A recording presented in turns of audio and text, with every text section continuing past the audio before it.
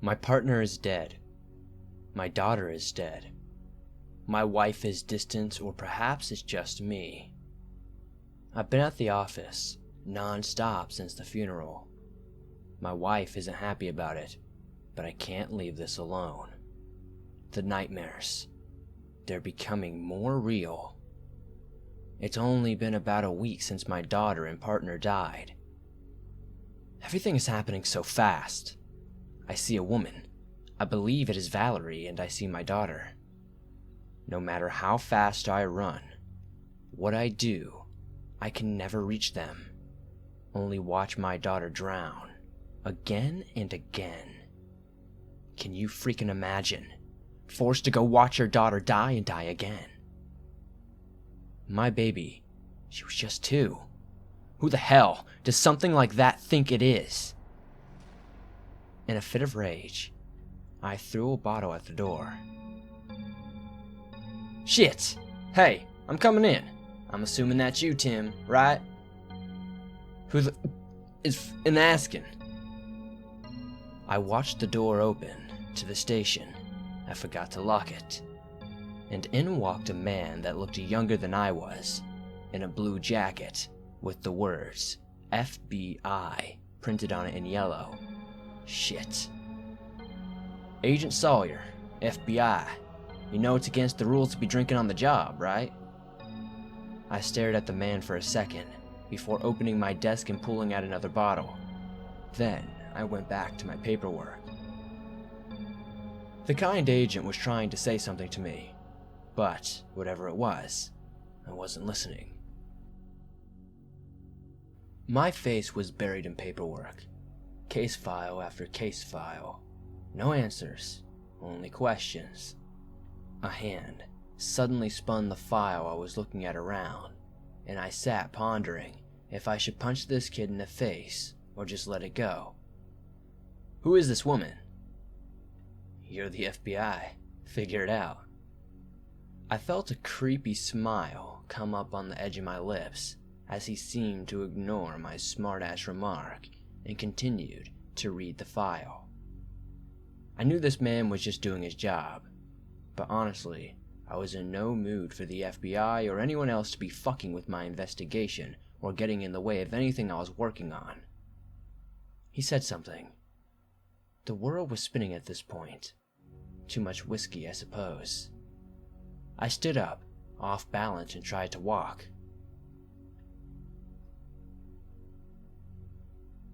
The nightmare started as it always had. Valerie laughing, my daughter in her arms. I heard screams. Screams that sounded like Wayne's. I see this sick woman go into the lake, my daughter in hand. It all feels so real. I feel like I'm dying inside every time I witness it. This time, though, I listen closer. This time I hear her speaking of it. What is it? My thoughts and questions are drowned out immediately by the sound of screams. I can hear their screams. They never leave my dreams. They never leave my waking thoughts. Hers, most of all. My dear Ira.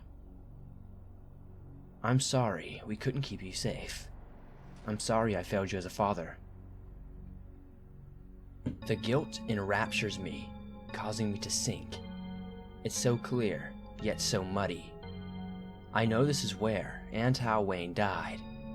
The crime scene says it, but also, they'll whisper it to me every time I sleep.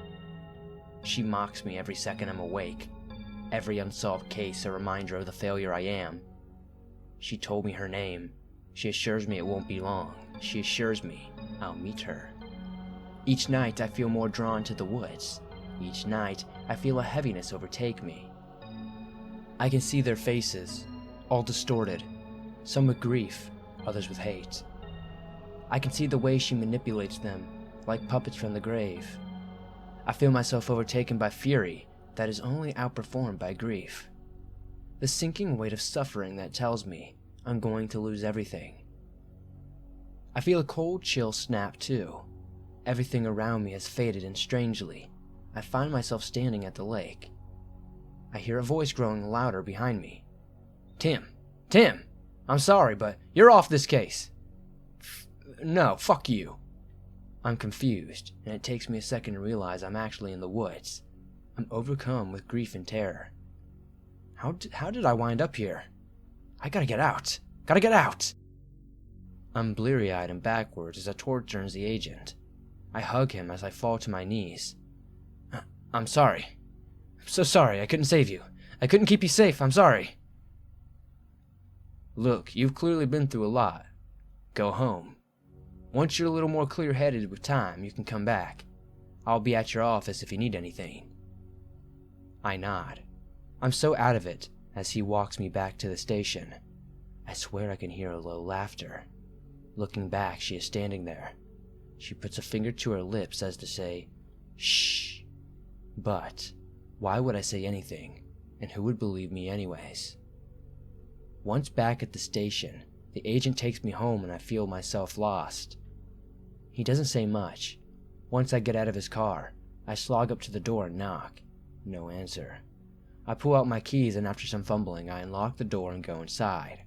I head upstairs and pass out again. There's a thumping sound, but I can't be bothered to see what it is. I'm too tired and too gone. I remember wishing death would take me just as I pass out. I'm in the forsaken piece of shit that we call the woods now. I see her there again. I want to tell her to F off, but I have no words. I want to stop chasing, but I can't. It always ends the same, stuck in the same loops, taunted a billion times. The message is clear. I'm a failure. Sometimes later I wake. The thumping is still there. It's prevalent enough, and I'm awake enough to actually investigate it. A mean hangover rocks my vision as I slowly move towards the closet. I open the closet and immediately collapse to the floor. No. No! Hanging from a belt in the closet is my wife's body. I can't help but crying. I can't help but feeling truly alone. I can't do this anymore. I can't pursue this. I'm a failure. The next moments are a blur. I called up the sheriff's office.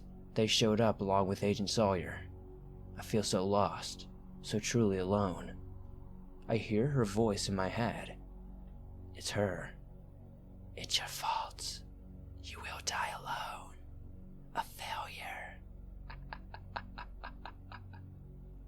The voice fades. She's probably right. Someone with the sheriff's office walks up with a bag and a handwritten letter. They ask if this is in fact my wife's handwriting. I nod and ask if I can read the letter, and they allow it. It reads as follows. Tim, I'm truly sorry for what I'm about to do. I can't bear it though. I can't bear the weight of the loss of our daughter. I feel a grief with no end. I don't see any light at the end of the tunnel. Every day I am here alone. Every night you never come home. I know you are trying to find who killed our daughter, and I want you to do so.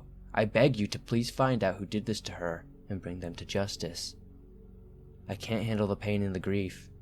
I've tried. I don't wish you to blame yourself for my death. This isn't really your fault. I died the day we lost our daughter, though it hasn't been long. I'm dead already.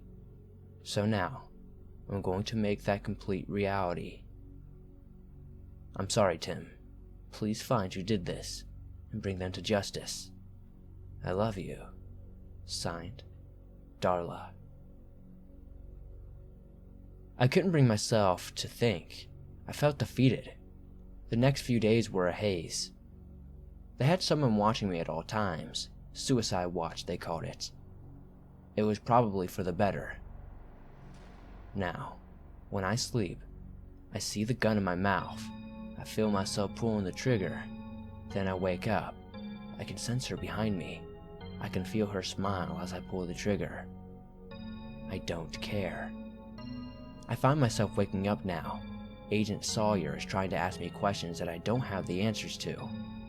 I'm not paying much attention, but I know the questions, as he's likely was having the same ones Wayne and I had. I turn to the man, eyes sullen. I don't freaking know. He looks back at me in shock.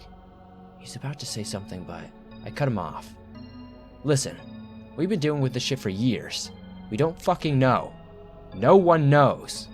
It's always a freaking dead end. If Wayne couldn't figure it out, you fucks at the FBI sure as hell won't.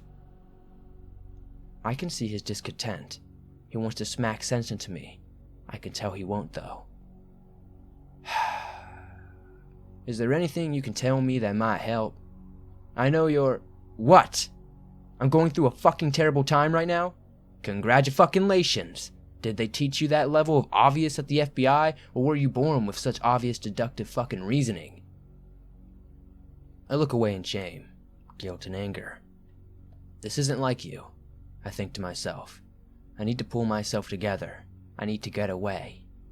This place is suffocating me. If I stay here, it'll be my grave. I'm sorry, Agent. It's a rough time, yes. But I shouldn't be yelling at you. This isn't your fault. We've been working on these missing cases for years, and no one has come close to making sense of them. Most of the time, the deeper you look for answers, the crazier things seem to get until, well, you're dead. It's okay. I realize you've been through hell. I just want to help figure out what has been happening. Why everyone seems to go missing or turn up dead in those woods. I've been reading all over the cases over the past couple of weeks. I've seen where it points to. I understand how crazy it is. I just want your thoughts on these things. My mind balks at the notion that the agent has already been here a couple of weeks. Have I been in a depressed stupor that long since Darla's death? Look, I need to get away. I can't stay around here. Have this key. It should unlock every desk that needs unlocking, every filing cabinet. Before Wayne died, the evidence for which there was no physical kind strongly suggested that a woman by the name of Valerie was behind the boxes, and likely the murders. Problem is, she's been missing for 25 years. If you want to know something even more effed up, then you should know. She's in my nightmares. Every night, in some capacity, she's always there. You can call it guilt, you can call it whatever the hell you want, but she's there, and I strongly believe she's involved in the disappearances. But I couldn't begin to freaking tell you for how or why. It's connected to the woods, and I believe she is as well. There's a silence in the room before he takes the key I handed over and nods. Try to get some rest, and maybe get away for a bit. Here's my number. I'll always know yours, so I'll keep in touch. It was with that, the agent turned and left. As he passed the doorway, I saw her again. The same sick smile on her face. The same disturbing, disgusting glee as she giggled and faded. What do you freaking want? The person assigned to watch me looked at me with concern. I half expected Agent Sawyer to come back to check on me, but he didn't. I looked at the officer. I just blew up in front of him with shame and apology. After that, I sat in silence. I was like that for however long, for the next few weeks or days. Everything was a haze for a time. I had to get away. I couldn't get away if I kept lashing out and acting insane, so I sat silently. As time went by, I tried to act normal. I felt destroyed inside, but I had to make things seem okay long enough to get outside and get off this suicide watch. Finally, after an unknown amount of time, I hadn't been keeping track of the days, they deemed me fit enough to be left alone. I was given a number to call if I ever felt overwhelmed, and that was that. As soon as they were gone, I packed my shit and got in my truck and left. As I left town in my rearview mirror, I felt a sense of elation. Maybe this was how it was supposed to be. Maybe Agent Sawyer would figure out what happened and bring justice to those that I promised to. Maybe it'd go unsolved forever, and I'd start a new life wherever I decided to stop. At any rate, I was leaving for now, and I didn't think I'd ever return again. Perhaps that was the best. I woke to the sound of my phone going off. It was the field office. They wanted to know if I made any progress. I explained to them I was still working on it and this was not an ordinary case. They asked if I needed backup, but I told them no. Hanging up, I went over some of the case files from the missing and the murdered. The savagery which some of them had died as opposed to the few who seemed almost willing didn't make sense. Most met violent ends, but a few seemed almost accepting of death. Then there was a matter of so many more who simply had gone missing. Tim was right. None of it added up, and none of it made any sense. There was also the matter of this town. Bienville felt almost cursed, I would say. There was a heavy air about the place, and it didn't feel natural. I'd worked on some strange cases before, but this one was definitely the strangest and easily the most perplexing. I'd asked local law enforcement to keep close tabs on everything, and tell them to call me if anything else happened. It was a simple agreement, and one they seemed more than willing to hold up to. You could tell that everyone here simply wanted answers. They wanted the nightmares occurring here to end. I agree, I want answers. If I solved something of this magnitude, it'd mean a promotion to say the least. More importantly though, it'd mean people could sleep calmly in their beds at night. I won't pretend to have an attachment to this town or its people. I'm taught not to get attached. I move around so much from case to case, I can't get attached. Still, it feels good solving a case. It's satisfying. Agent Sawyer? Go for Sawyer. Can you come down to the woods? We found something. Be there shortly. Out. Getting into my car, I drove to the entrance of the woods where I was soon escorted deeper. The scene was vile, but it wasn't anything I couldn't handle or hadn't seen before. There was a woman, her innards splayed out, her guts strewn, and a man with a demented smile, handcuffed and spouting gibberish. As I approached, he fell silent and his eyes completely focused stared into mine, with a deep smile on his face. Did you do this? It did it. What is it? You'll know soon enough. What do you mean? Is that a threat? The man just smiled and began rocking back and forth, shaking his head. No, furiously. That's a promise, Agent Sawyer. I was taken aback when suddenly the man reached up and gouged his own eyes out. There was a screaming, and he tried to tackle him, but as he ripped one of his eyes from his socket, he smiled and kept repeating to himself, "It sees all! It sees all! It sees all!" Over and over again, before biting down on his tongue until it tore apart. The paramedics tried to save the man, but the swelling happened too quickly and he fought us with unnatural strength till he choked and died. What the hell? I was in shock now. What was going on? What was he talking about, and why would he kill himself? This was the first murder where we actually had someone behind the killing, but something told me he wasn't truly behind it. It was a gut feeling, but I couldn't shake it. Still, if it wasn't him, then who and how? I only have a second to ponder this when I hear laughter. I look up to catch a glimpse of a woman rounding a tree. FBI, freeze! I rush toward the tree and round the corner, weapon drawn. I said, FBI, freeze! The moment I round the corner, to my shock, there is nothing. No one stands there, and no one appears to be around the corner at all. I holster my weapon before walking back around the tree. Everyone around the crime scene is giving me strange looks. Did any of you just see a woman? The perplexed looks on their face said all I needed to know. Maybe I was seeing things. Probably just my eyes playing tricks on me or something, right? In order to avoid further embarrassment, I half smile and give them orders to wrap up the crime scene and send me all the information on what they find. It isn't long after that I drive back to the station. I feel a little off, but I decide to shake it off with some coffee and continue to look into things. Upon arriving back at the station, I throw myself into work. My mind racing from the coffee. A thought soon enters my mind about the woman. Tim had mentioned her. The evidence had mentioned her. But I hadn't got a good look at her. There was a woman at that crime scene, right? A few minutes pass as I sit there and think about it, and I finally decide I'm overthinking things, and likely I just imagined the woman. It was getting late now, so I decided to lay down. As I dozed off, I felt like someone was watching me. Too tired to care, I passed out on the couch.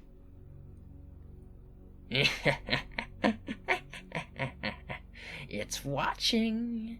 It sees all. It is watching. It sees all. Hello? I see the man, on his hands and knees repeating the same thing over and over, till I get closer, and suddenly his gaze is upon me once again. Soon it will reap the souls of all. What are you talking about? What is it? What do you mean? Part of me knows this is a dream, but I feel compelled to ask the questions nonetheless. The man says nothing. He just stares, covered in blood, a knife in his hand. He just continues staring, smiling. What is it? I attempted to ask again. Still he says nothing. Figuring I'll get nowhere with him, I stand up and look around. It's the woods. Strange, I think to myself. Perhaps I've been looking into this too deeply, and clearly it's influencing my dreams. Wandering past the man, I continue to look around. The air is cold. It is a different sort of cold. It feels real. Very real. But I'm dreaming though, right? As I continue forward, I soon see a trail of blood. It looks heavy and leads further up.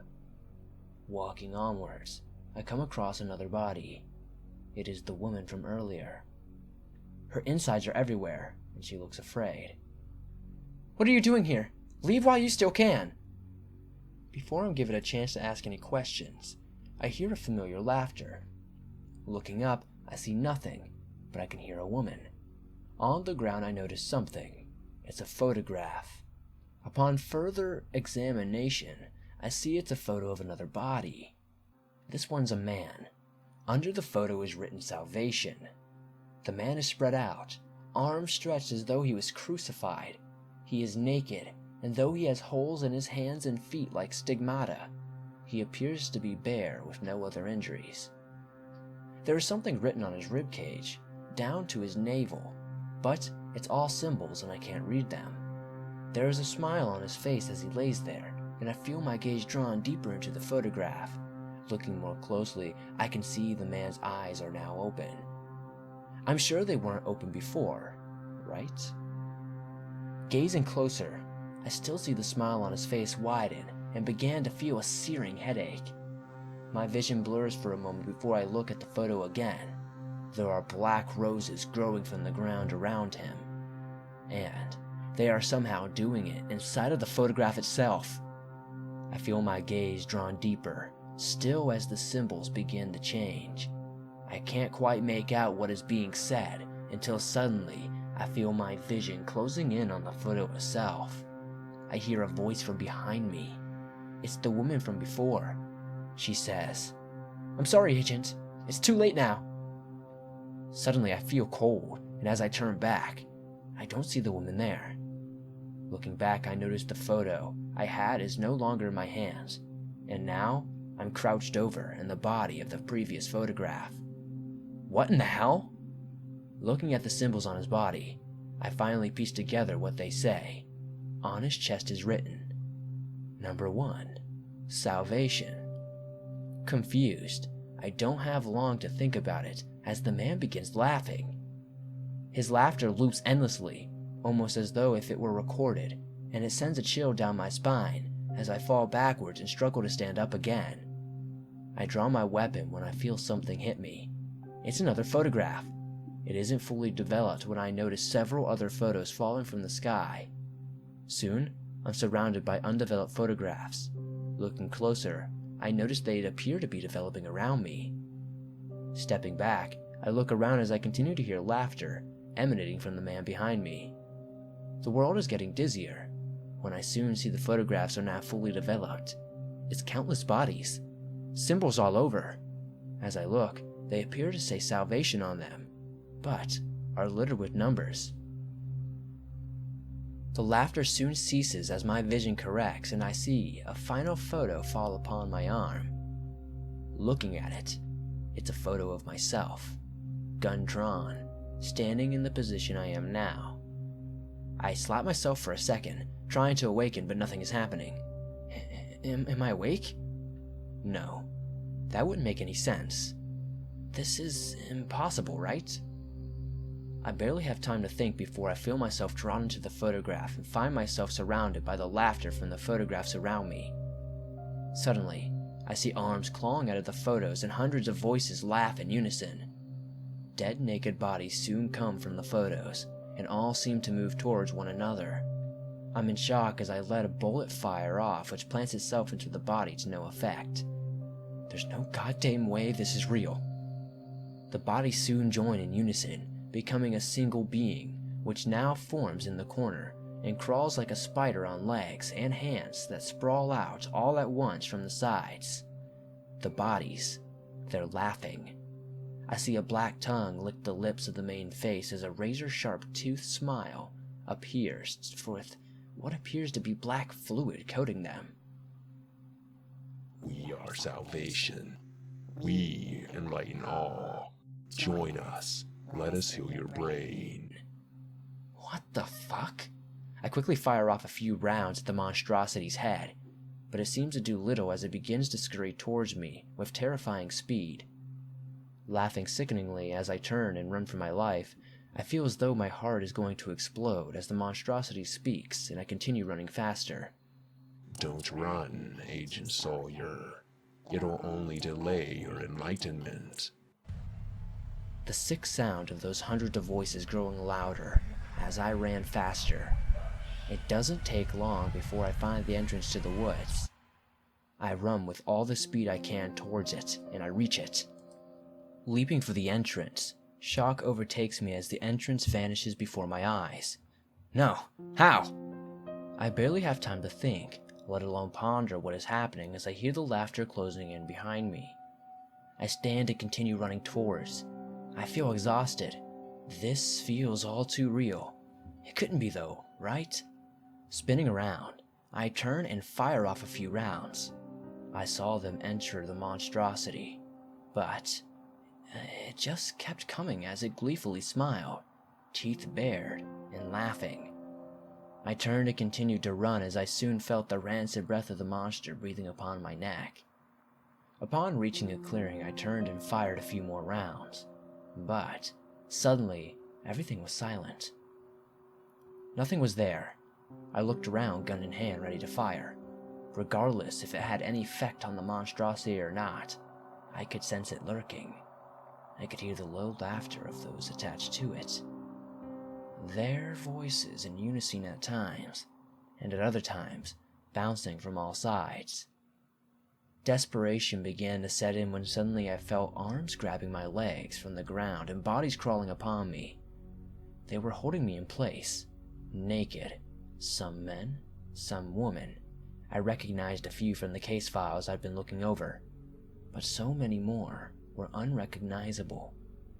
I heard a low laughter from behind me as I felt two cold hands grab me, one under the neck and across the chin, lifting my face up towards the sunny sky and the trees, the other hand wrapping around my waist and feeling my chest. I soon heard a whispering in my ear. "It is coming for you, Agent Sawyer. There's nothing you can do." The monstrosity now appeared from the trees, running in circles around them, laughing and licking its lip as it did. I felt myself struggling to break free from the arms around me. I fought with all my might, thrashing as it continued to circle me. Wrenching my right arm free, I pulled the trigger of my gun several times. I heard screams around me as some of the bodies let me go. "Stop struggling, Agent. Accept salvation." I saw the spider-looking monstrosity stop circling as it soon leapt off one of the trees. Hundreds of voices laughing and a distinct one within them speaking as it came for me. Salvation will set you free. "Screw you!" I felt myself cry out as I let 3 more rounds off before pointing my gun up and behind me and letting out another bullet. I dropped to the ground as I did this and managed to break free of the woman's grasp upon me. I rolled to the side just as the monster came down where I once stood. As it turned towards me, I aimed my gun one more time to hear the sound that I didn't want to hear. Click, click. My gun was empty, so I scrambled backwards, trying to stand up. I threw my weapon at the monster's face, hitting it in its eye as the gun bounced off and fell out of sight. Quickly I scrambled on my elbows and feet as the monster soon reached me. Its teeth shined as its mouth opened wide. I looked around, seeing a stick with a sharp end, which I grabbed and turned back in time to shove inside the roof of the monster's mouth. Hundreds of voices groaned in anger and rage as it dropped back at that moment. I got to my feet, soon rushing away as fast as my feet would take me. As I looked back, I saw the monster begin to give pursuit, and I got a perfect look at the woman who had spoken to me. It was Valerie, all right. Continuing to run, I looked back in time to notice a root which caught my foot and sent me face first down a drop-off. I smacked the ground, hard, before coughing and looking around. Jumping up, I saw a law enforcement officer standing over me. "Are you all right, sir?" I got up before falling over again. I took a moment to breathe and felt around for my weapon.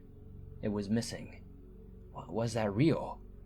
It took a moment for me to realize I'd said this out loud, and the deputy was perplexed by the question. I dusted myself off and wanted to go back for my weapon, but was too confused and afraid about what might happen. "Can you take me back to the station?"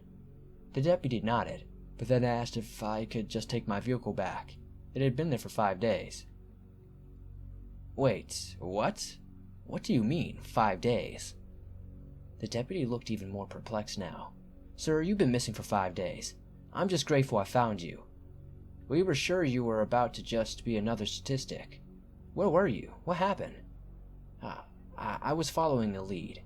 Sorry, I didn't have reception out here and I got lost was all." I felt I had to lie. I wasn't even sure what was real at this point. I felt myself in shock. I was able to drive myself back to the station soon enough. Upon arriving at the station, I noticed it was late in the evening. Had I really been gone 5 days? Confusion and shock, I decided I would call up my office. "We're sorry, but the number you're trying to dial is no longer in service." "What the hell? That's impossible." I dialed this number several more times and always got that out-of-service message. I dialed the number several more times and always got an out-of-service message.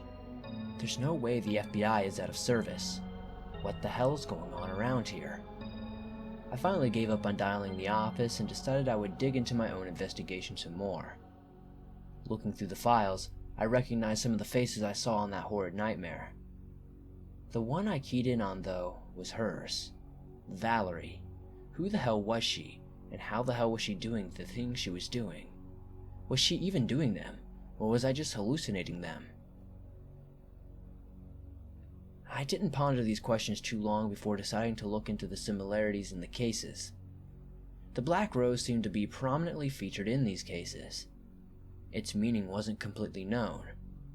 One could unlikely infer that it was some sort of symbolism relevant to death in some way, but I felt that there was more to it. I felt that there was something more specific, not only to the meaning of the rose, but the symbols and messages left behind it. Sheriff Evans' case in particular was interesting, considering the vicious nature of his death and the message left behind. If we looked at all these cases, things didn't seem to make any sense outside of some of the symbols being prevalent in the roses themselves. After what I had just experienced, I wasn't prepared to make a definitive theory out of anything.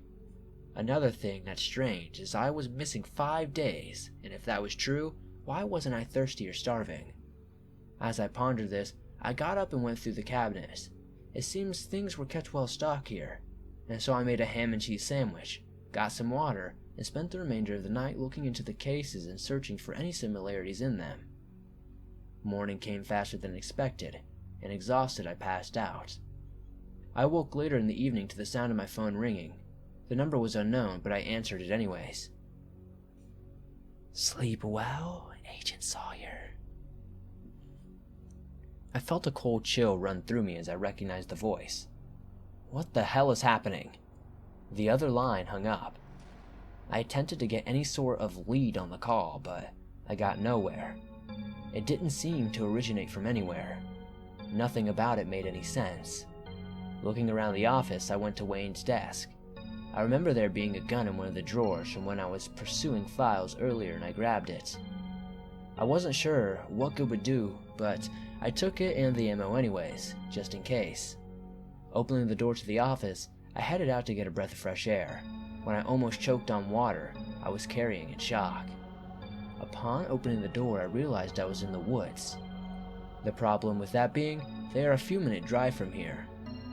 Everywhere I looked, there were only trees. Turning around to go inside, I realized the station was no longer there. No, hell no. I tried to slow my breathing, but I immediately felt a panic welling up inside me that was hard to keep down. This couldn't be. I couldn't be in this place. Was I still dreaming? As soon as the thought crossed my mind, I heard a distant groaning. Progressing forward, slowly, I heard it again. The sound was far off. I felt once again as though I'm being watched. A heavy breathing soon grew from the darkness. I couldn't place exactly where from. It almost sounded as though the woods themselves were breathing. This didn't make any sense and was surely impossible. I'm still dreaming. This is all a nightmare. The more I told myself this, the more I tried to wake up, the less it seemed like I was sleeping. Continuing forwards, I soon came across a body. It hung by a noose, a crying sound emanating from its corpse. Its lips never moved, its face left in dread and shock, and the crying continued.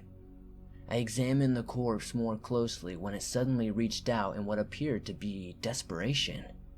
Jumping back and pulling the trigger on my gun in my hand, it just continued reaching. I decided it wasn't helping to waste bullets on a corpse that wouldn't reach me, and instead focused on why it kept moving, despite the bullet in its head. What kept it sentient? Was it sentient at all? They're a part of it. I turned, gun aimed, ahead of me, looking for the source of Valerie's voice. I recognized it. It was seared into my mind at this point. Still, I saw nothing. Where are you? Am I still dreaming? Why the hell are you in my dreams, if I am dreaming? There was no response to this, only the wind, which almost whispered, but I couldn't make out what it said. Desperate, I decided to try to force her to speak with me. I tried to use intimidation. I don't know how you're doing this, but even if you are real, you do realize I'm an FBI agent, right? Which means if I don't check in after a while, someone else will come looking for me. You realize this, right? Agent Sawyer, I admire your attempts to stand strong, but you should know, it watches you. No one can save you, and if you try, they will die here too. What do you mean? You can't hope to get away with this. As I said this, I realized internally that I didn't even understand what this was. As though she knew what I was thinking, I heard her laugh again. Get a grip, I kept thinking to myself. It was only now that I realized how much the fear I felt inside was showing on the outside. I was clawing to the gun I had, looking desperate, heart racing and clearly afraid. No amount of attempts at intimidation were going to work. That much was obvious, so I decided to stop trying. I decided instead to continue forwards, hoping to bring some sense of sanity to my situation and hopefully find an escape from what I was convinced to be a nightmare. This wasn't real, I kept telling myself, as I pressed forward to the sound of heavy, pervasive breathing all around me. This wasn't real, I repeated again and again in my mind, and as I did that, I saw the bodies crawling from the ground around me. This isn't real. I screamed aloud, and as I did I saw the bodies reaching from the trees, their cries of desperation surrounding me. My gun would not be enough. I suddenly remembered I also carried a knife, but as I thought of it, my head began splitting in pain. No, not like this! The world was dizzying thanks to my migraine, and in the distance the groaning became louder. The heavy, pervasive breathing seemed now to breathe in gleeful anticipation as the bodies began to come closer, some crying in pain, but all soon growling a devilish grin. Then I heard it again. The laughter of hundreds, the scurrying of their arms and legs. The smell of rancid breath was in the air, and turning around it smiled at me. Your salvation awaits, agent. Give in to its warm embrace. The voices of the monstrosity cried out aloud with malevolent laughter as I pulled my gun and fired, running, half out of it and in pain. Bullets did nothing, and quickly I ran out of them. Faster I ran, and soon after I pulled up my knife, swiping behind me as I pursued. I felt the knife do nothing. Stranger still, it seemed to pass through the spider-like creature as though it were made of air. I could feel its breathing as I continued to run. It felt real, but I could not harm it. Sprinting as fast as I could, I soon began to see her. The smile that crossed her lips, the wickedness in her black eyes. Valerie was there. No matter how fast I ran, no matter how many trees I passed, she always was standing there, always smiling at me. I could sense it in her. She was merely waiting. Probably waiting for my legs to give out, for me to trip, for the monstrosity behind me to finally catch me. It was in that desperation that I struggled to think. I struggled to find the answers that would save me. The black roses, the symbols, the headaches, the surreal nature of my situation, none of it was making any sense. It was as if Tim said before, none of it made sense. There were never answers, only dead ends. In this case, literal dead ends. I felt my heart ready to explode as I soon felt the ground, desperate, panting, and in pain. I crawled backwards on my elbows and feet as I threw my knife at the monster in front of me. It went straight through it and into the tree behind it. I saw the monster leap towards me, its eyes full of hunger. As soon as I looked around and desperately grabbed for a branch next to me, throwing up my arms in fear and turning away, I felt the branch snap in the teeth of the monster and heard a yelp of pain. As I swore I was going to be eaten soon. Looking up, I noticed a piece of bark had snapped off the branch and stuck into the roof of the monster. It was right then that it hit me. The last time I encountered the monster, the only thing that hurt it was the sharp stick I jammed in its mouth. That was the answer. It didn't make much sense to me at that moment, but it worked twice now, and so I jumped up and ran to the tree behind the beast, ripping my knife out before running from the thing. I turned back only long enough to see it reach inside its mouth with its long tongue and rip out the branch out of its mouth. It was bleeding. It was also enraged, however, and quickly began jumping and scurrying through the top of the trees, lurching forwards, trying to bite my head off each time it came at me. I felt a rush of fear and also relief as I realized I may have a way to protect myself in this place. I may live through this insanity after all. Reaching down as I ran, I picked up a branch and began cutting it with my knife. I made a point to dodge the monstrosity as its many voices shouted in hate behind me. As I ran, I continued to whittle away at the stick in my hands until I sharp-ended it again. I ran as fast as I could until I felt my legs could no longer run. It was at this moment I turned and waited. My prey pursued quickly, and I appeared confident in my death. It bounced off several trees before launching at me. I fell back and threw my weight into my weapon. I felt the wind knock out of me as I landed hard on my back before hearing the monster's voices choke out in pain and anger. It had all happened so quickly. I barely had a moment to process what had happened. My right arm had been bitten clear off to the elbow. I was quickly falling into shock and was desperately grabbing for the other half of the stick that had been bitten off and used it to jam it in the other end of the monster's eyes, breaking it off. I was quickly overtaken by a painful howl as the creature choked on the stick. It seemed I jammed it down its throat at the cost of my arm. It wasn't long before the howls of pain were howls of the end. I saw the terrifying creature fall before my legs and pour blood from its mouth. My vision blurring and losing blood fast, I desperately pulled at the phone. I didn't know if he'd get the call, being as he was the only one I knew could probably make sense of things. I dialed Tim's number. We're sorry.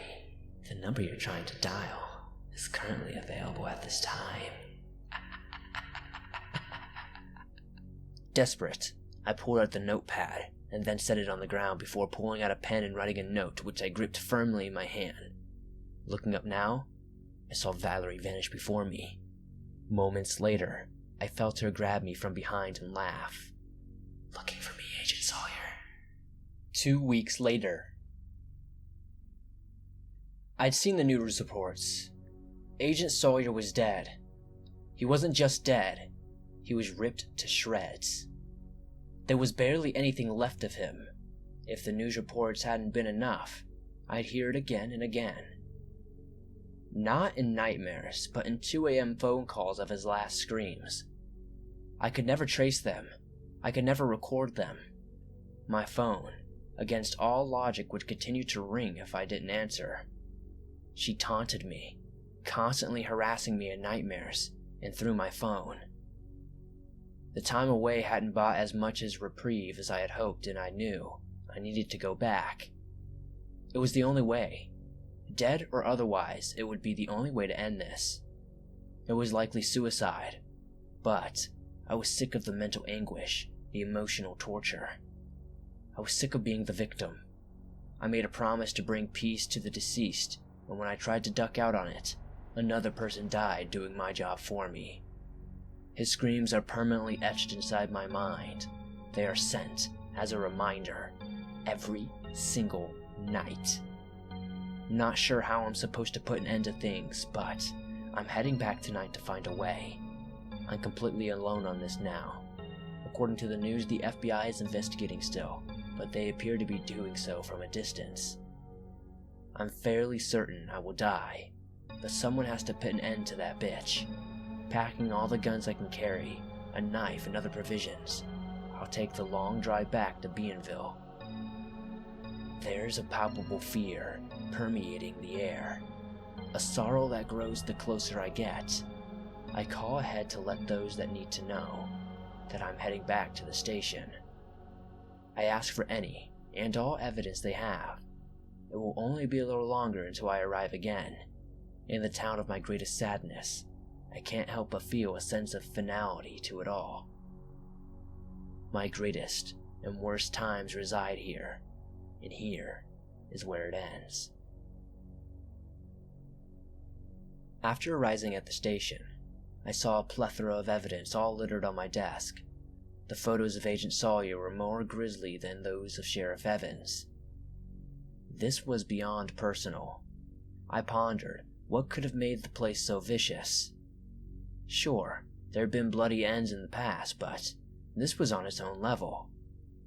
Looking at the photos, you could barely distinguish it was Agent Sawyer. Whatever did this really wanted him to suffer. The cause of death was heart failure from physical trauma. It appeared he'd been slowly skinned alive, stabbed, torn apart piece by piece. What was left of him took days to find. The list of the depraved activities went on and on.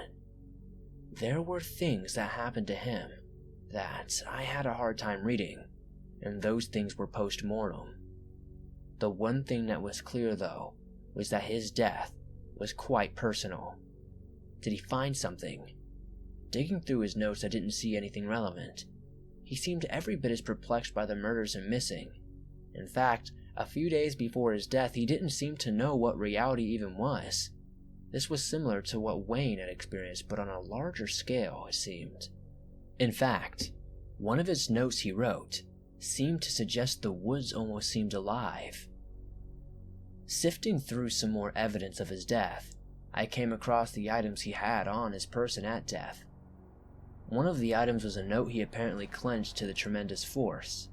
Looking further, I found the note, which clearly had been balled up. It simply read, "Use the woods to kill them." Them, I thought to myself. Was he referring to Valerie? Was there something else out there? Thinking the note obviously important, I wrote a note of it about it. Then I proceeded to sift through the rest of the evidence of his death. It appeared his arm had been bitten clear off up to the elbow, in one bite. I didn't want to think about whatever could have done that, so instead, I focused on making my own notes, both from what I knew about the case and victims thus far, and what I could get from Agent Sawyer, and also Wayne's notes on the case.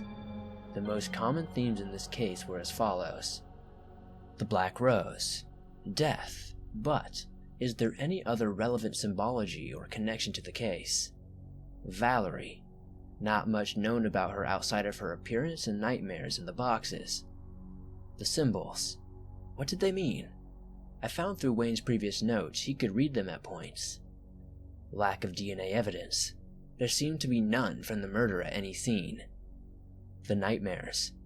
They sometimes alluded to further deaths, but also, sometimes, those having them would wake in the woods after missing for long periods of time. There wasn't much else to go on outside of this. All of the cases were dead ends. There often seemed to be no rhyme or reason behind how the victims were chosen, that we could tell anyway.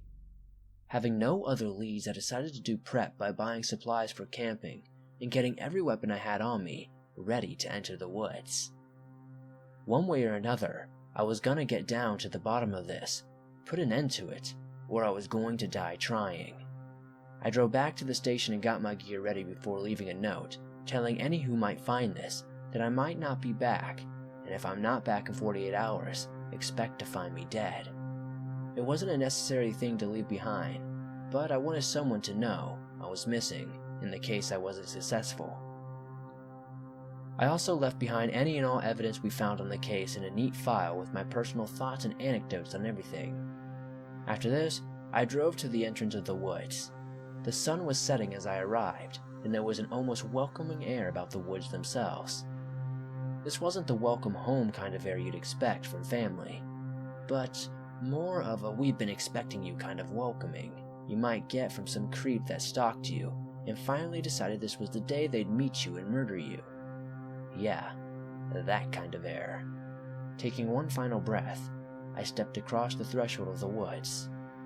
This was it. This was where it would all end. The moment I stepped a foot inside the woods, a cold chill blew through the air. It wasn't too odd since it was all fall now. I'm certain I heard my name being whispered in it. I said nothing and continued my trek deeper inside. As I progressed, I began to feel off. I felt lightheaded, much in the same way you might feel if you hadn't eaten in a while.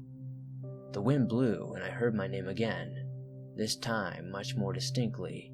Raising my shotgun, I slowly walked further inside. The evening was suddenly growing darker. I felt the color in the world was beginning to drain, as though someone had taken a black and white filter and placed it over the world itself. Tim. Again, the wind said my name. As I pressed deeper, it grew louder. I could hear breathing all around me. There was laughter, low, quiet laughter coming from different points around me. I couldn't help but feel I was beginning to understand why Agent Sawyer felt how he did shortly before his death. Whatever killed him, it resided in this hell. Rounding a large tree, I noticed a little girl. Inside, though, I didn't quite trust what I saw. She was singing to herself, oblivious to my presence. I tried to call out to her, but she did not respond.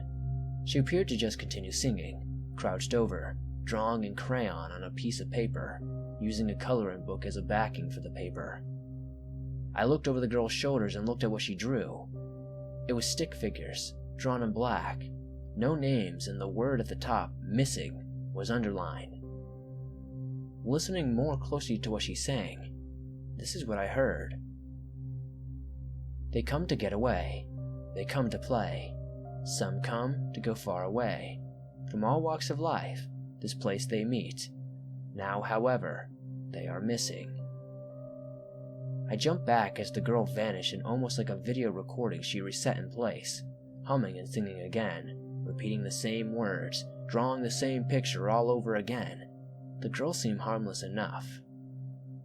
I'd read before about ghosts that repeat certain moments in life. Perhaps she was one. I realized I thought this way too casually. Really, Tim? Ghosts? Then the thought occurred to me that usually those who repeat events repeat their deaths or strong emotional moments. So it was, I began to wonder, just what it was that had her here, repeating this. What happened in this moment? The girl seemed well adjusted. Nothing seemed to be happening to her. Deciding to move on, I kept walking past the girl, and I noticed it was now raining black rose petals. The wind picked up, and I thought I heard laughter again. Nothing distinct, just general laughter. I felt like I was being watched as I noticed the world's not returning. It appeared to be late afternoon, and looking down I noticed my watch had stopped working. Just as a test, I dialed my office and realized there was no signal. Figures, I thought to myself. Walking forward, I began to hear gurgling, the sounds of choking, and soon after a body hanging from a tree. There was a gurgling, clicking, and choking sound, and that sound now surrounded me as I walked further and noticed that I was surrounded by trees, bodies hanging from them. Some already hanging, others with a sickening smile, eyes wide, leaping from the branch, rope around their neck, smiling as they choked to death. I walked further still, and watched a man with no hope in his eyes put a gun to his head, crying. He screamed no, he screamed he didn't wish to die, but he cocked the gun and pulled the trigger anyways. It was at this moment I noticed a familiar sounding laughter, the wind whispering again, the sky turning dark and the world growing darker around me. I heard Valerie's voice. She repeated my name in an almost mocking tone, laughing here and there before vanishing. The voices I heard after were no longer her voice again. She was clearly toying with me. Where was she leading me, though? I didn't have long enough to contemplate this as soon as I hit a clearing and began to see people walking from the trees around me. Help us! Help us! I heard their cries for help, but I also noted how they were getting closer and how they appeared to be hundreds of them. Spinning around, I fired a warning shot. A lot of good that did, Tim, I thought to myself. The bullets just went through them. Help us! We want to go home! Do you know the way home? The words spoke in fear and desperation. Loss, but they kept inching closer to me. I fired a warning shot into the air again, but they just kept coming. I then fired at the man covered in blood. My bullet went through him and into a tree. Fucking great, that did. I realized I said this aloud as I began to run. My guns were useless. Everywhere I ran, a new person appeared. They all appeared to beg for help, but something didn't feel right.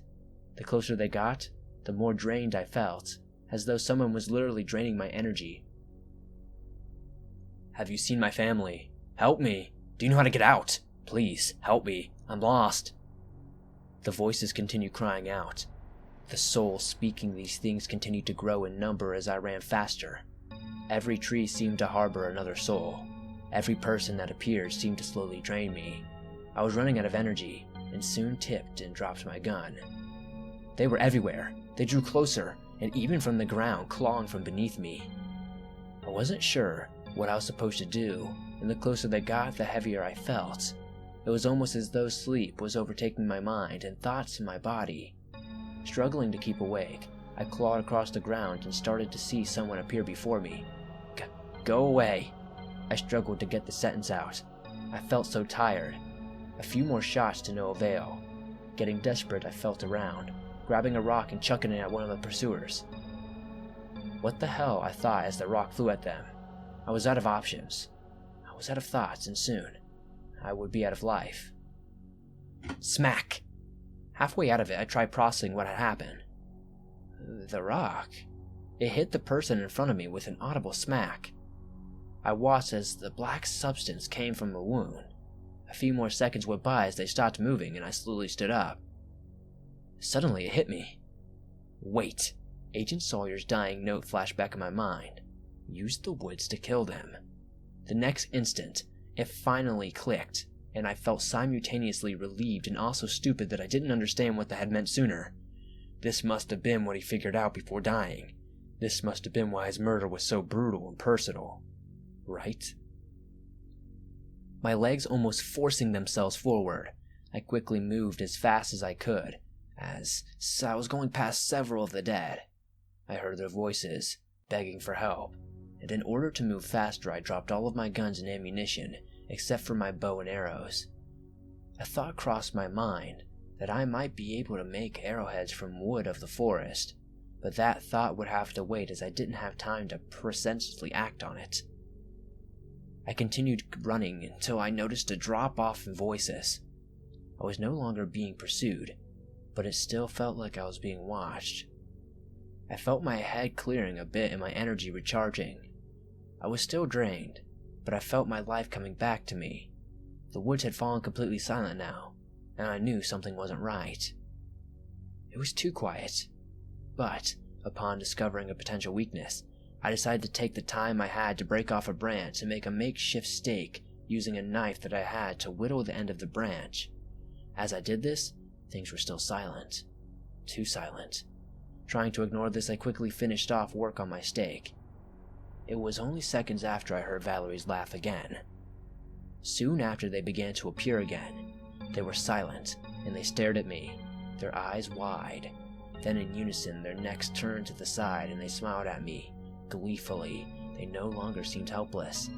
They no longer asked for help. They were clearly a threat.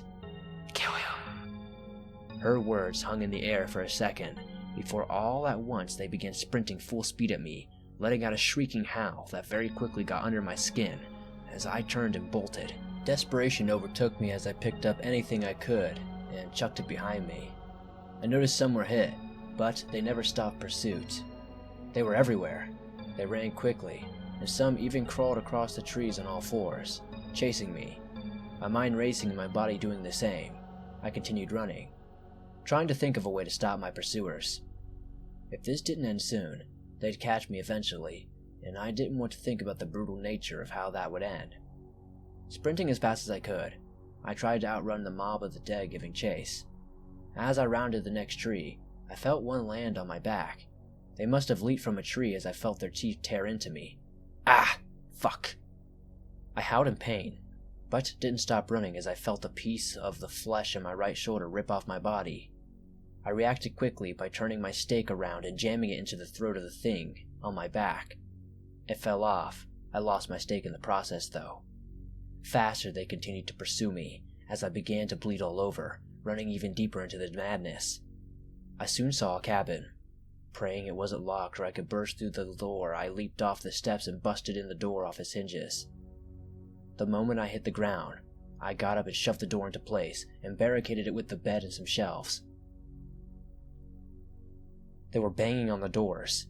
I heard them like a pack of rabid zombies outside, while I continued to work barricading the windows and an easy enter opening.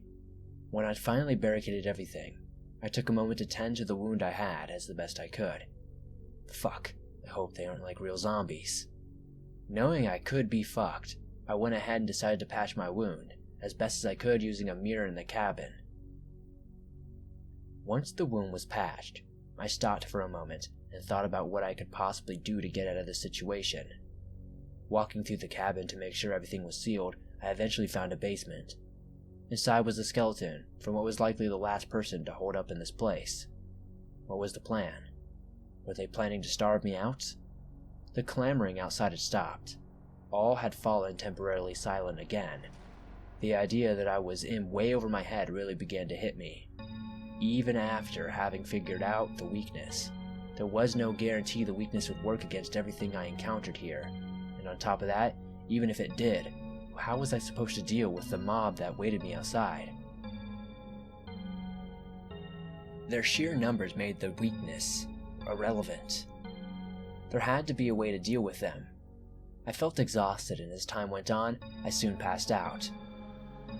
When I awoke again, I made a hole in one off the barricade, just big enough to peek outside. It was dark out and I could see my pursuers, smiling silently. They could tell I was watching them, even though I only made a tiny slit.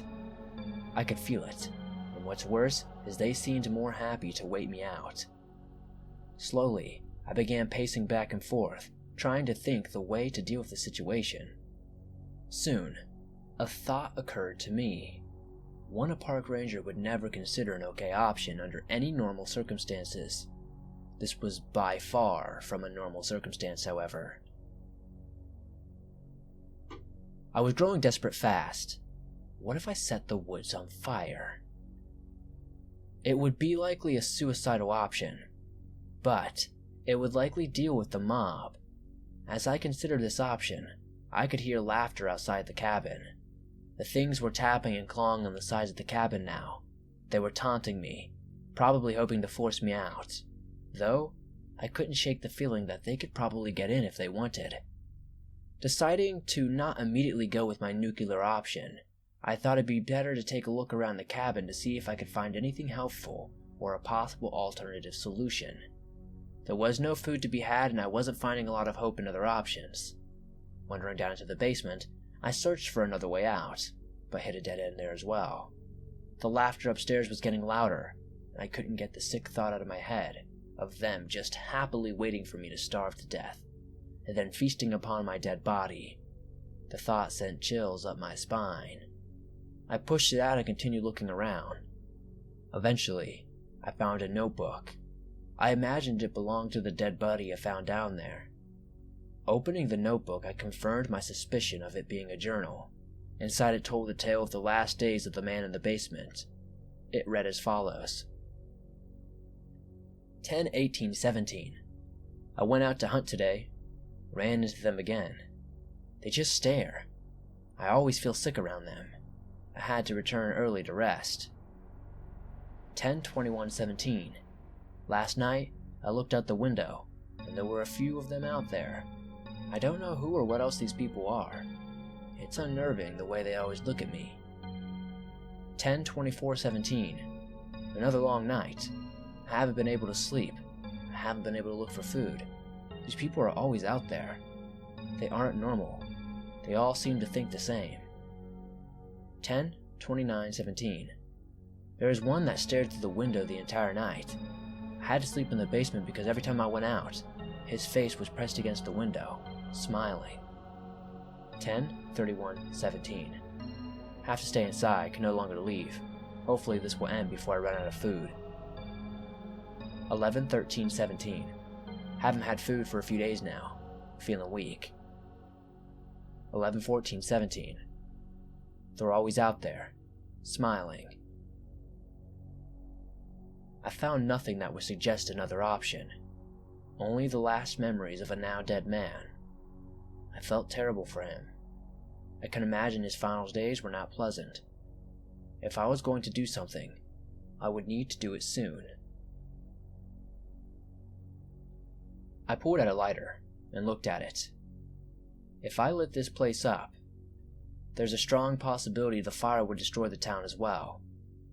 There probably wouldn't be much time to evacuate, and I could be killing so many on something that wasn't guaranteed.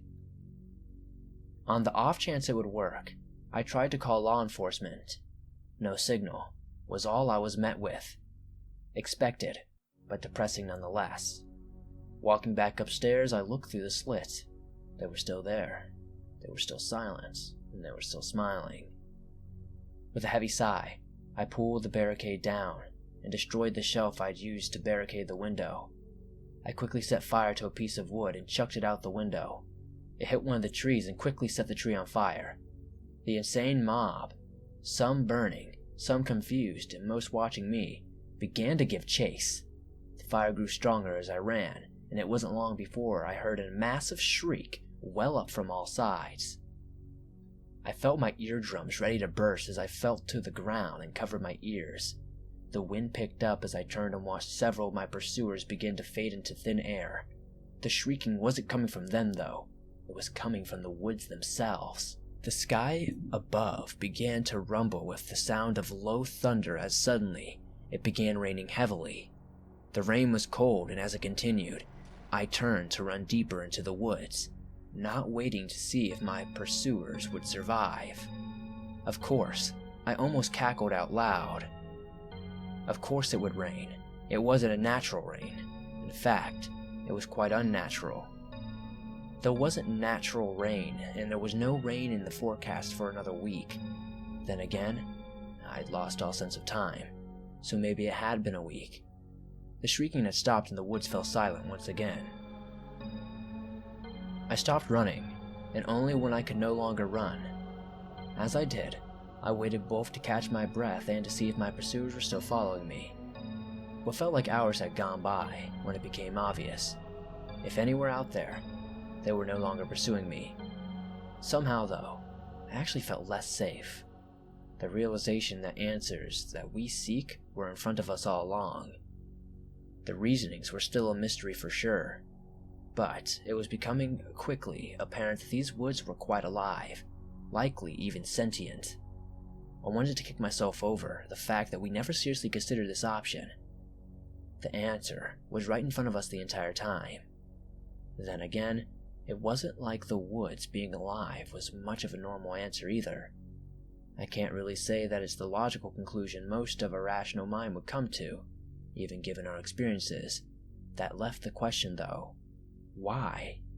What was the purpose behind all the murders or missing souls in this place?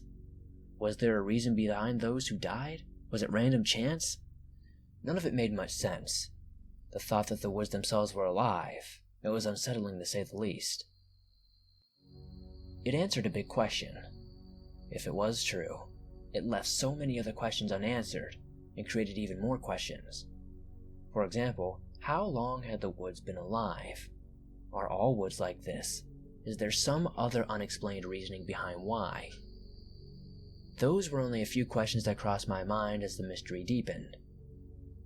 I was no longer sure what that was. Having rested as much as I felt safe enough to rest, and having made more makeshift weapons, I continued down the path ahead.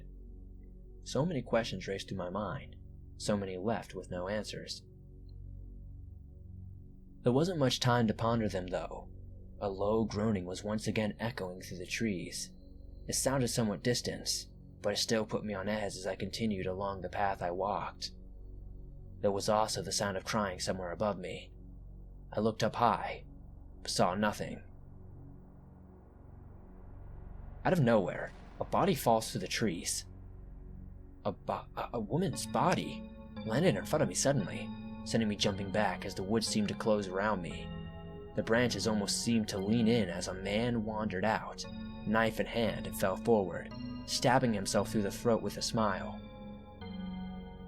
Blood oozed as more bodies began to fall from the trees. I started running again at the sight of the bodies raining all around me. These people, or whatever they were, kept killing themselves. As I ran, a man put a shotgun in his mouth and let loose, his brain matter flying everywhere. This continued for what seemed like forever, until all at once the bodies stopped falling and people stopped killing themselves. The world was still for a few seconds. That seemed like hours as I watched the blood seep into the ground. Were the woods drinking the blood? The thought unnerved me as the bodies let out a strange echo that was beyond description. A certain dread permeated the air as I readied myself. Whatever was coming, it'd be here soon. Blood bubbled up from the ground as a figure began to form. A woman with long nails for fingers, red and black blood forming her body into something that appeared physical. But, as I threw one of the stakes at her, I realized it was simply absorbed into her, never to be seen again. I can feel their pain. I know their suffering. There was no hope for them, and so they brought about their own end. Join them. The world around me shifted, and I found myself no longer looking at trees, but instead overcome with emotional pain of my departed wife. In shock, I saw images of her crying endlessly. I felt her internal torment at my daughter's death. The pain was unbearable. There she stood in the forest in her final moments. She felt truly alone. I felt myself suffocating as she choked alone in the dark closet. I felt the complete hopelessness she felt in those final moments. The betrayal she never expressed in her final words. The pain, the desperation for a way out. But most of all, I felt Darla's hopelessness. It was the most empty, saddening, maddening feeling I'd ever felt in my entire life. I'm sorry I wasn't there. Then I heard her voice.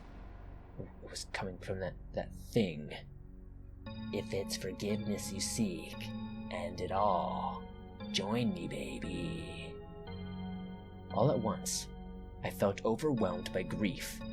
My sorrow was like an ocean with no end.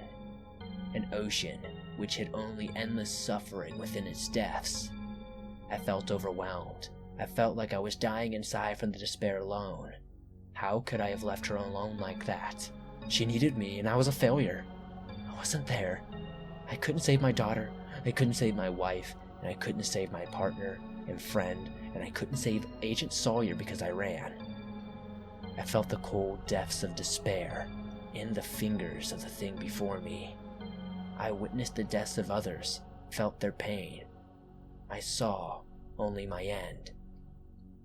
I was tempted so strongly to kill myself right then and there. That was when I felt her kiss. I felt her enter me. I tasted the blood that ran down my throat. I felt the despair of all those who'd given up. I was alone, and I deserved to suffer a death.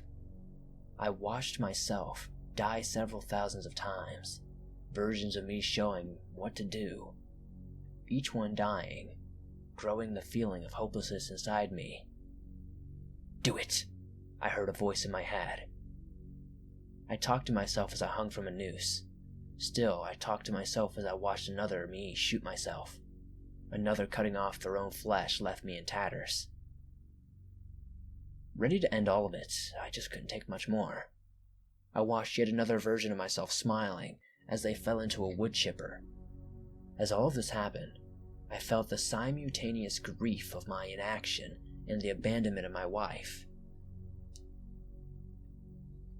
I felt tears upon my flesh as it rained around me. I saw myself standing on the edge, high above on a limb. I felt this was the only way to make it right in the end. I wanted to be with Darla again. I felt so tired of fighting. I needed her in my life. I saw the only way to do it. I had to end my life. Teetering on the edge of a limb, I was about to step off when I heard my daughter's laughter somewhere within my mind. It was only for a second. It partially snapped me to my attention again. Everything was hazy. I half feared being on the edge of a limb, and half wanted to walk off of it. The wind whispered my wife's voice, telling me to join her again, but the sound of my daughter was also in the back of my mind. Her soothing laughter would not let me leave. I felt sick as I teetered on the edge. My mind felt like I was splitting as I felt a migraine coming. No, I thought to myself, I must resist. The more I tried to resist, however, the more sorrow was pushed upon me, the more despair fought to consume me, the more my very mind felt like it was shattering.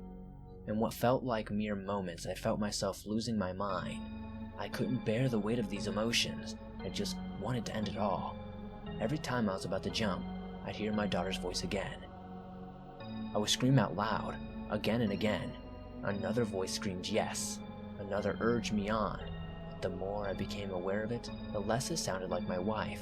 The more memories of her love calmed my mind. I knew internally something wasn't right, and the more I fought, the more things shifted around me again. I soon found myself on the ground again, in the middle of an abandoned church. I struggled to keep my senses, hold my mind together, but I saw them. The versions of myself killing themselves in every way imaginable. Every suicide committed increased the grief I felt. I was at a point that I truly felt my mind was splitting itself. I knew what I was seeing was a lie, and yet the urge to kill myself never felt so strong before. I fell to my knees screaming in pain as my headache increased, and I felt drops of blood trickling out of me. The pain was nauseating as I felt blood pour from my eyes and nose. Before I knew it, I was vomiting blood in huge amounts. It was black and red, and soon I realized it wasn't mine.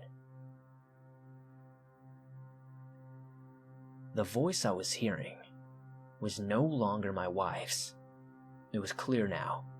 It was the voice of the others who'd given in, those who'd likely committed suicide in this place in some way. They are what fueled this thing. It was beginning to make sense. The abominations within the woods were given power by the ends which they met. This particular monstrosity was fueled by those who had given up on their lives, those who saw no other way than to end everything. The souls who committed suicide, I felt relief, though my head still raged in pain. The zombie-like things that chased me were all looking for a way out. Their faces of the missing, those never found. They saw a way out through the living and through living again. That is why I felt my life and energy draining from me when they got too close. Looking ahead, I watched as the blood-soaked evil reformed itself. Angry, it stared at me with an almost bloodlust. The irony of a monster that was created from those who had given up, looking to murder me, was not lost on me, but I was lost as how I could overcome what stood before me. In the center of this church stood a monstrosity fueled by death, and for which I hadn't found a way to kill just yet.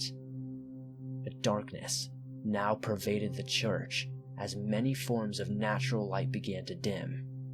A grim laughter rang out as the thing before me began screaming in a complete insanity. All at once I heard countless voices raise in despair, and the ground around me began shaking, resisting the urge to end myself, only sim to piss this thing off. Outside, I heard the sounds of bodies walking off the ends of the top of the church, their shadows reflected behind the stained glass windows of the church itself. Thud, thud, thud. The bodies fell, for what seemed like an eternity, as I quickly began assessing my situation. The very ceiling and walls of this church began to bleed the blood of the latest suicides. Can you feel their despair? Can you sense their suffering? Can you feel the chill of death as it walks the road to your soul? The blood joined the body of the monster before me, giving it new life and power as it laughed at me. Before I could move, I felt claws thrashing across both the sides of my face, part of my legs, and across my chest and stomach. This had happened in seconds. A second later, this sick representation of suicide, turned homicidal, stood before me again. Without thought, I took out my lighter, lit a stake, and threw it at the monster, which immediately set fire, howling in rage. She soon disappeared. The church went dark as the fire faded along with the monster, and I could hear the scurrying around in the darkness. I stood on edge, wondering where she would appear next. As I lit another wooden stake, seconds later, I felt a claw dig across the right side of my face, slicing my right eye in the process and blinding me.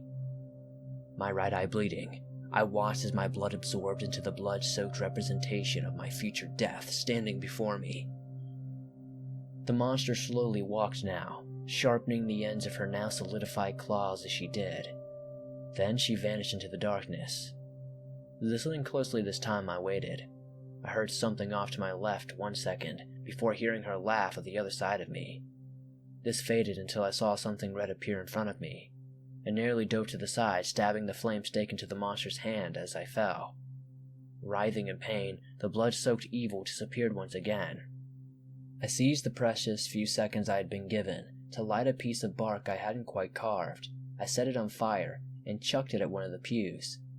Only seconds later did I feel the pain of both my nemesis' claws digging into my back. I fell over in pain as I reached for a stake, only to realize I was out. I felt her now claw into my right shoulder. Delirious and desperate from pain, I didn't give her another opportunity to stab me, but instead set myself on fire before running backwards and throwing myself into the now turbulent flames of the church. I quickly rolled out of the fire and kept rolling. I was only alright for a few seconds, but I knew I'd probably fucked myself up in some manner, though the adrenaline didn't really give me much time to worry about it. I had resigned myself to dying if I needed to, and with the thing on my back, screaming in a fire, I added fuel to it by setting the other half of the church ablaze and running for the stained glass windows ahead of me. I felt it reaching for me. I felt my back sliced once or twice before I leaped through the window, and a rush of fire shot out in an explosion behind me as I did. I heard the screams of pain coming from the monster behind me. It was lost, confused, burning, and quickly dying. It didn't take long for the rain to start again, but it was too late to save the hell spawn in the church. I collapsed on the ground for a few seconds, struggling to catch my breath. While pulling out shards of glass from my body, I was wrecked from the battle, and I knew, at best, I was going to leave her permanently maimed. Trying to give no thought to my pain, I hobbled forward deeper into the woods. Fire kills. Shit. Noted. As I said this, I chuckled halfway between wheezing and partially delirious from the pain that insisted upon staying with me, despite my best efforts to ignore it. A path had opened up before me, and I hobbled till I could no longer hobble at all. Upon stopping, it was only now I realized that there was no sound. I didn't feel watched. Something wasn't right. Wasting no time, I got up and took an axe to several limbs.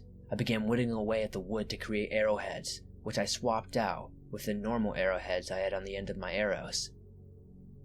I also shifted a new string for the supplies left on me, to replace the string on my bow that was damaged when I threw myself into the fire. Use the woods to kill them. The words of that note had stuck with me as I continued to make weapons, alongside the arrowheads that made some more stakes out of the forest wood. I did this for hours, and not a thing such as looked in my direction. I knew this could only mean one thing. Some fucked up shit was probably ahead. Standing up, I now continued onwards into the woods. I couldn't sleep. To sleep meant death in this place. Carrying my bow and makeshift arrows, I stalked through the woods. It wasn't long before I found myself at a crossroads.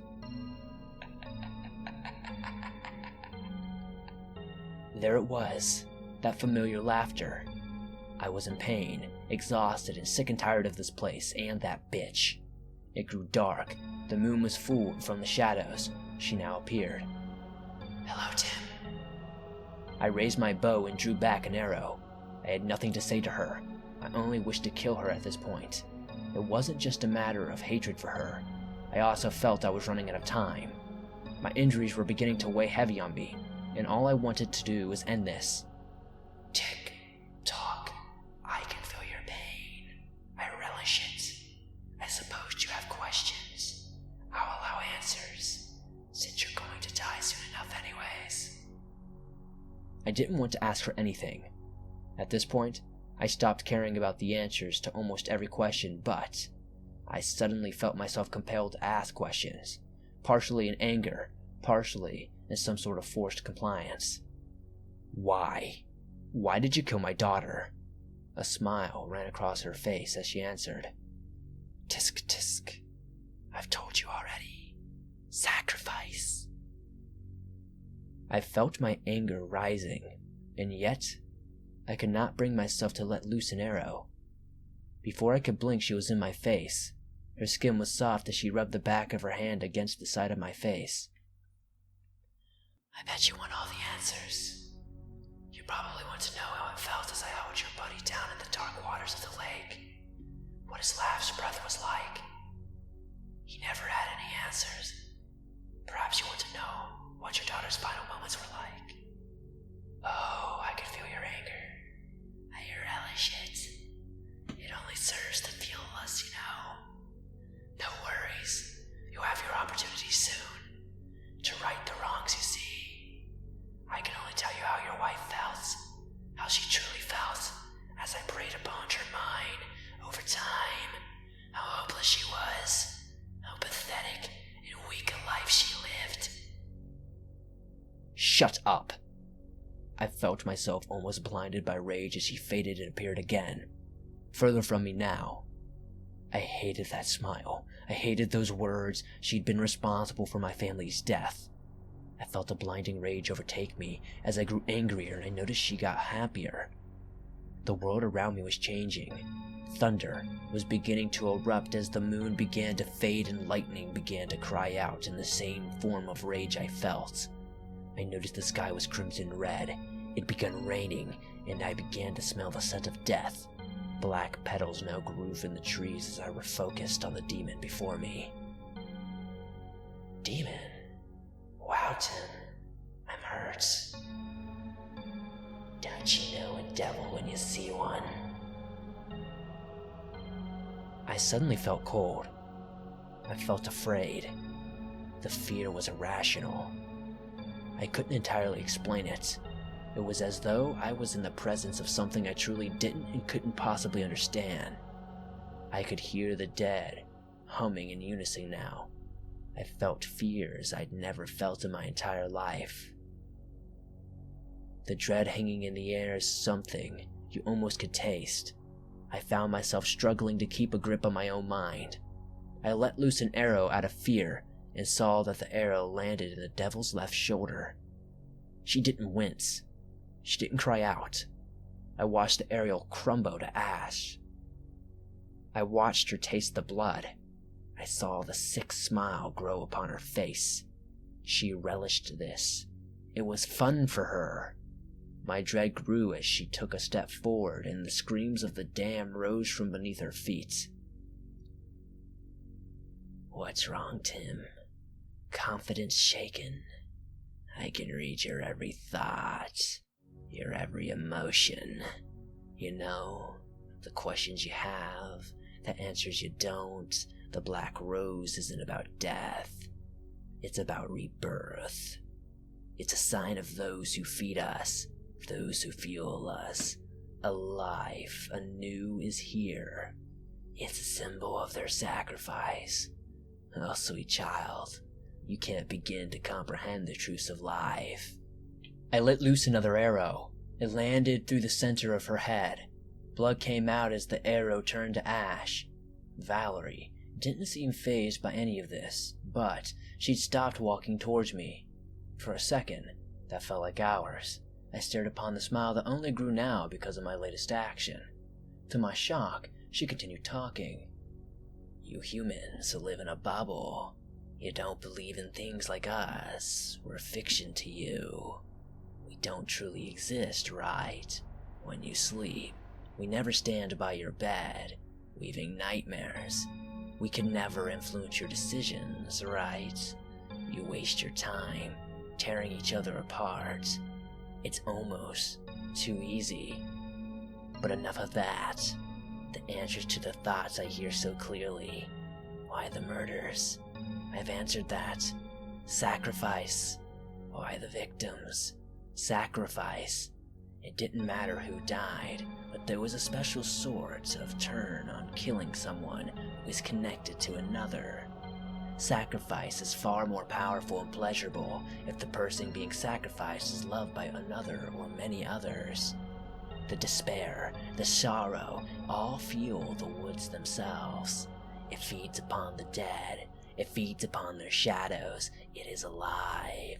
The truth is, Tim, the answer is irrelevant. Much like life, you will never have them all. Still, I sense something nagging you. The woods are quite alive. They demand sacrifice. They thrive upon the blood of the living and are fueled by the souls of the dead. The symbols can only be read the closer you get to death. That's why most can't read them until it's too late to stop their end. Really, Tim, the answer is in front of you. The woods and I work together. You will never kill them if you can't kill me. I pulled another arrow and fired away in a flash. She caught this one, completely without shock, before dissolving it in her hands. If it's the end you seek, so be it. The woods began to emit a demonic laughter as Valerie walked towards me. I let loose another arrow, but it never even reached her before it dissolved into thin air like an ash in the wind. I turned to run, but as I did, I found myself still facing her. Every step she took, I felt my life closing in on its end. Desperate and shaking, I tried to light the ground on fire, but it was quickly put out by the wind and rain I'd forgotten about from the fear I couldn't control eternally. In the blink of an eye, Valerie was suddenly on me, biting into my neck. In a reaction of pain and fury, I found myself embedding a stake into the side of her neck, which got her to back off with a smile. My blood dripped from her teeth. My vision, or the half that was left, began to dizzy. It wasn't long before I hit the cold earth and could hear my name in the wind again. I realized Now I couldn't possibly hope to survive this. My injuries were growing more painful by the second, and I found myself writhing on the ground in pain. I found myself screaming. It didn't feel natural, though. It was as if a switch in my head had been flipped that amped my injuries automatically. Whether it was from the bite or simply from some sort of devil's work, I found myself in dire straits and unending pain. Scrambling to my feet, I only had enough time to pull another stake out before Valerie was on top of me again and gnashing at my face. I felt if I gave in now, she'd probably rip my face from my body. I quickly drove a stake through her heart, and all at once she jumped back in pain and fury while the woods themselves seemed to cry out with her. The heart, that was the answer. The heart. That was her weakness, and judging by the screams of the woods themselves, I believed I was beginning to understand what she meant from the answers in front of you. I didn't have more than a second to think on it, though, as I felt her nails dig across the left side of my face, narrowly missing my only good eye. The next second, she was stabbing into my gut. I felt the taste of my own blood, but quickly stabbed her in her heart before she had a chance to rip anything out of me. She keeled back in pain, and the forest screamed in unison, echoing the sentiment. I was bleeding heavily, but quickly ran at Valerie, trying to dive another stick into her. She vanished, appearing behind me, and stabbed into my back. I felt her nails digging like claws into me. She was trying to rip my spine out. I managed to get a stake into her side. I managed to also get one into her right shoulder, which made her back off for a moment. This only brought me just enough time as she dove her nails into my right shoulder. I met this with a stake into her heart again. Valerie gnashed at me for a moment, and I could see the ugliness behind the facade of beauty she actually gave off. Her face was distorted as she had been attacking me, and her teeth were sharp, but upon this stake entering her heart, there was a palpable shift in the air. As the stake faded to ash, she stepped back in shock, her teeth returning to normal, her face returning to the former beauty it had. She now fell over. I coughed up blood and wiped my mouth as loud laughter began to grow from the woods. The thunder had dulled, the rain stopped, and the storm settled as the world shifted around me again. All at once, we were suddenly shifted to the lake. I watched as Valerie's body floated for a moment before arms reaching from the lake's waters and slowly drug her below. The last sight I saw was that of her hand raising to the sky before it faded into the waters below. Black petals began falling from the sky, and a few hit the lake as things fell silent for a moment. I didn't believe it was over, for even a second. It would have been too easy, and a large part of me wished it was. The water began to bubble again, and the lake seemed to almost vibrate as an unusual peace seemed to fill the air. On a crucifix made of the rose petals, Valerie's body lifted to the sky above the lake. A haunting laughter echoed from her lips, as her eyes were soon covered by a wreath of black roses. From the depths of the lake, a hand rose up and crawled out. To my shock and horror, a ghost-like figure began crawling slowly towards me, before twitching to life in an instant, in an almost convulsive manner. Standing no more than a few inches from my face was Wayne, or rather, the wood's manifestation of Wayne. Perhaps it was a soul, I wasn't sure, but I was frozen for a moment in shock. A moment was all it took for him to stab me in the gut. I felt him stab me a few more times before I reached and attempted to stab him in the face. He'd vanished for a few seconds before reappearing and seemingly teleporting back and forth towards me, holding a stake in my hand, and watching the ghost of a former friend. I backed away slowly, but as I did, I felt the cold touch of the lake. I felt the vine-like strands of the black roses beginning to wrap around my legs. I looked down to cut them off before I could spread, only to look up and narrowly dodge Wayne's ghost as it attempted to stab me in the face. I scrambled up and spun around, falling on my back again as this ghost appeared over me, a knife high in the air. Reflectively, I stabbed a stake into his chest, which made him fade and appear closer to the lake. I backed away a bit, being sure to avoid putting my back to the lake at this time. Wayne began convulsing, his face shifting so quickly I could barely keep up. As all this happened, I saw Valerie's smile grow even wider. Wayne quickly vanished and reappeared, trying to stab me first from the front, then suddenly from the back. I dodged to my right. He grazed me. I planted the other stake in between his eyes, but he just faded, convulsed again, and my stake fell to the ground. Before I could grab it, I noticed the same vines wrap around my stake, and I watched as it quickly buried underneath the earth. I quickly pulled another stake out, but upon dodging another attempted stab and planting another stake through Wayne's eyes, I realized nothing was really happening. Wayne would fade, convulse, and try to kill me again, like a broken record, bent on producing the song of my death. As I reached for another stake, I realized it was the last one I'd made. Seconds later, something shot from the ground. By sheer luck, only grazed my left cheek, taking a bit of skin with it. It was the stake I had taken from me earlier. I could sense Valerie's glee as I spent the next few moments dodging around Wayne's dead ghost as he furiously attempted to end my life. Valerie must be the target then, I thought to myself. I instantly regretted that thought. Thinking of shooting an arrow at me? Fuck, I thought to myself. I'd forgotten she could read my thoughts, and so I didn't plan the next bit. Dodged, rolling forwards, I narrowly avoided being stabbed by Wayne. As I lit my final stake on fire, throwing it towards Valerie, in reaction, she put up a vine, which was stabbed and immediately set on fire. The second I saw it flail around, I pulled my bow out, running as I did. I drew back my arrow and let loose before dodging 2 more attempts at stabbing. She let out a loud shriek that forced me to drop to my knees and cover my ears. Wayne's ghost appeared in front of me, knife in the air again, but the second arrow hit Valerie's heart and he convulsed and stepped back in pain. Then, the final arrow landed in her heart as well. There was an enormous roar of pain that echoed through the forest as the wind picked up and Wayne's ghost appeared in the fade away. "I'm sorry, Wayne," I whispered under my breath after he faded. Slowly, the crucifix holding Valerie up began dissolving. The wreath over her eyes faded, and she fell face first, coughing up blood from her mouth into the lake. As though absorbing her body, the lake seemed to swallow her whole as things settled. The clouds in the sky vanished, revealing the full moon once again. Quickly, I stood up and started setting fire to the trees, but it was no use as they seemed to extinguish by any attempts with the cold wind immediately. Damn, I thought. I was hoping to try to end this before anything crazier happened. No sooner did the thought cross my mind did I hear her voice, more distorted and demonic, cry out from the woods. "Death is in your future."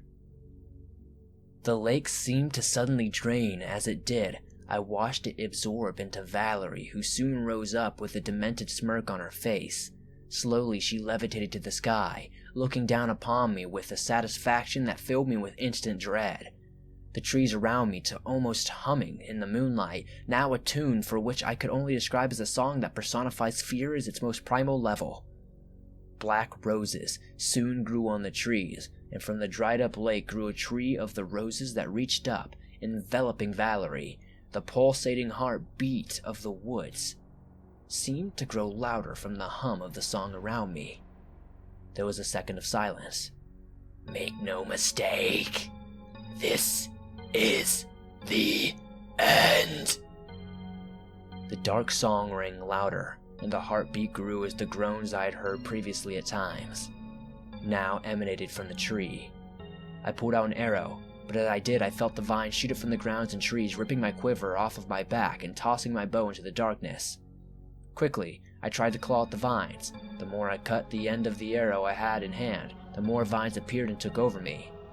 I struggled even more, ripping my arm right out of the vines, grasping and cutting a few vines around my body. Suddenly, I felt myself growing weaker. It was as though sleep was being induced upon me, not unlike the feeling I'd gotten previously when surrounded by the zombie-like creatures that chased me into the cabin. "Sleep now," I heard Valerie's voice echoing in my mind as she began to drag my body down closer to her. I fought, trying to grab every branch, every piece of dirt I could. Mentally, I fought against my body, wanting to sleep. The song grew louder and the hum of the heartbeat seemed to almost leave me in a trance. I was dragged closer to Valerie, whose stomach now seemed to open up and reveal thousands of teeth and a forked tongue. "Shh," I heard her say, as I felt my body beginning to give in to the want to give up. I continued to fight, but the more I did, the sleepier and weaker I got. I tried to reach inside my pocket, half out of it, and began feeling for my lighter. I was able to flick it one time to set the vines around me on fire. They lit up quickly, letting me go and dropping me towards the earth below. I prepared for a painful impact, but instead, I felt something slimy catch me and work its way up my leg before ripping me quickly towards Valerie's body. I pulled my lighter out and lit the end of the arrow, only to have the lighter knocked out of my hand by another vine which gripped my right arm and pulled me quickly towards the salivating mouth in front of me. A shrill, painful echo came out as I buried the end of my flaming arrow into the throat of the mouth coming from Valerie's stomach. I managed to kick it deeper as I was thrown from the mouth backwards.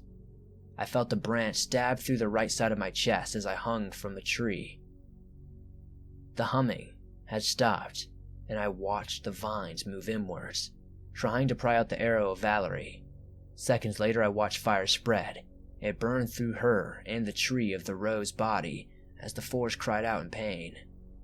I'd never seen such a large fire in my life. It quickly began spreading from the tree and Valerie to the rest of the woods. There were no rain clouds this time, no attempts to stop the fire. It was when I saw this that I realized I had done it. There was only the sweet sound of cries and pain that came from the woods themselves. Valerie's body and the tree she was in were now burning out of control. The rest of the woods created a bonfire. I heard a snapping, and the branch I was stuck on soon fell under my weight and the fire now crackling up. I hit the ground hard, coughing up blood. This was it, I thought. Still as the fire surrounded me, I felt a sense of peace in the fact that I had killed the bitch in the place responsible for my family and friends' deaths. I'll see you soon, Darla and Era. I love you. With a smile, unable to move, I feel myself begin drifting off. My final thoughts are of my wife and an insatiable peace in having solved the case, brought justice to my friends and family, and having ended the evil that lurked within these woods. I know why people are going missing in the woods. The woods are fucking evil, and now, they're no more.